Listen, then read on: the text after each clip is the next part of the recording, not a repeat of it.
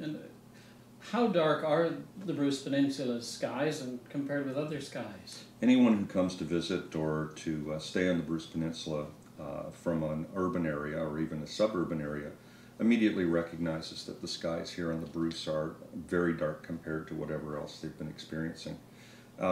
Apart from anecdotal evidence that, boy, these skies are dark, and that's the Milky Way, that's the first time I've ever seen it, we can actually measure the quality of the sky. We can measure how dark a sky really is. We're going to take what are called sky quality readings. And to do that, we're going to use a Canadian product. It's a sky quality meter by Anhydron. And essentially what we're measuring is the amount of excess light that's scattered in the atmosphere. The less light that's scattered, the less light pollution, the darker the sky appears. The more light that's scattered, the meter picks that up, gives us a lower, poorer reading, and we can say, here's the level of light pollution. And it's really quite a precise process.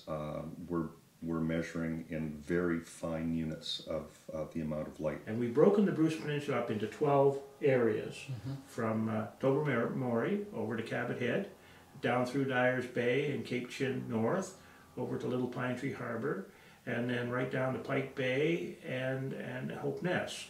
And I didn't list all of them, but we will be measuring, taking 5 readings of the night brightness at the vertical, at the zenith, and then averaging those results at each of those locations. So we will have 12 measurements of the sky brightness of the Bruce Peninsula as of November the 8th or 9th, 2010, and that will serve as a baseline. So we do it again, or somebody else does it again with the same meters in another year or 2 years. We can say to our council, look what's happening. Our night skies are becoming degraded because of kind of indiscriminate growth of street lights and outdoor lights on people's properties. And maybe that would prompt them to raise the public awareness of this and encourage people to use dark sky friendly lighting.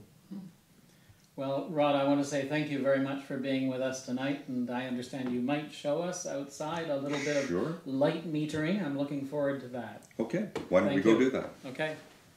Underneath the Bruce Peninsula night sky, Rod, I understand you're going to tell us about sky quality metering. Yes, and in fact, this little device right here is a sky quality meter, and essentially it's going to take a reading of a very small area of the sky directly overhead at the zenith of the sky, and it will give us a quantitative reading of how much light pollution is there.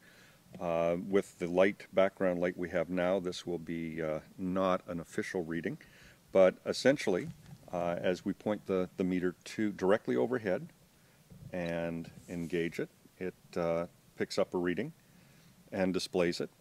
And although this is 16.17, what we'd really be hoping for is something in the neighborhood of 21.5, 21.8 would be excellent dark sky readings.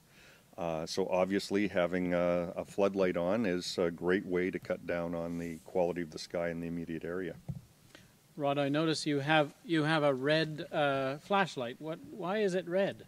The warm end of the spectrum, the red end of the spectrum, has the least impact on our eyesight, and in fact on the eyesight of any wild animal, whether that's a herptile like a frog or a turtle, whether it's birds, whether it's animals foraging at night, even whether it's insects like moths that are out and about this time of night.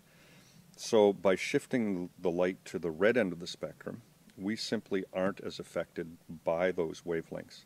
Our eyes aren't as sensitive to the red end of the spectrum, so basically we can illuminate by red light and then look up into the dark sky and still see things very clearly. This applies directly to wildlife, so that If you have warm colored lights around your house, of course directed down, and wildlife is in that area of lighting, as soon as they step back into the dark area, they can see predators, they can see their food source, they can go on about their business very quickly without having that light shock to their optical system. And even plants respond less to red frequencies than they do to the cooler, bluer end of the spectrum. Thank you, Rod. That's just wonderful. Great to talk with you about the dark sky in the Bruce Peninsula. Thanks, Jeremy.